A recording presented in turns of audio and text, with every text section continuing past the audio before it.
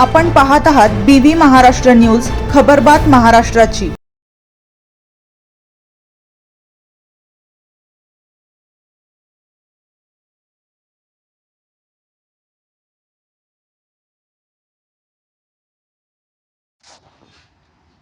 घाटनांदूरमध्ये अल्पवयीन मुलीवरील अत्याचाराच्या निषेधार्थ कडकडीत बंद।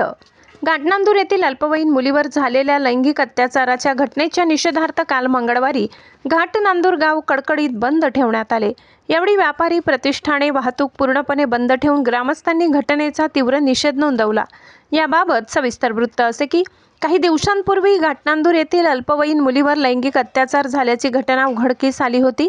या प्रकरणी पीडितेच्या फिर्यादीवरून अंबेजोगाई ग्रामीण पोलीस ठाण्यात संशयित आरोपी विरोधात ॲट्रॉसिटी कायदा व बाल लैंगिक अत्याचार प्रतिबंधक कायदा पोक्सो अंतर्गत गुन्हा दाखल करण्यात आलाय।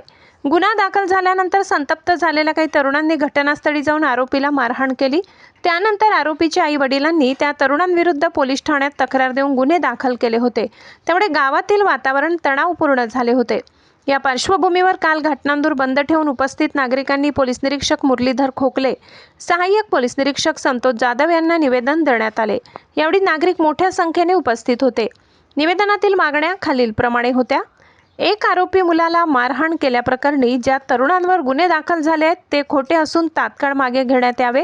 नंबर 2, ॲट्रॉसिटी कायद्याअंतर्गत या प्रकरणात आरोपीला मदत करणारे पुरावे नष्ट करणारे जे कोणी असतील त्यांना सह आरोपी करून त्यांच्यावर कारवाई करावी। नंबर 3, मुख्य आरोपी ज्याच्यावर जलदगती न्यायालयात खटला चालवून कठोरात कठोर शिक्षा करण्यात यावी। पीडित मुलीला न्याय मिळालाच पाहिजे। त्याचबरोबर निष्पाप तरुणांना खोट्या गुन्ह्यात अडकवू नये। पोलीस प्रशासनाने निष्पक्ष तपास करून दोषींवर कारवाई करावी अशी मागणी यावेळी करण्यात आली। बंद दरम्यान गावात कोणताही अनुचित प्रकार घडू नये यासाठी मोठ्या प्रमाणात पोलीस बंदोबस्त तैनात करण्यात आला होता।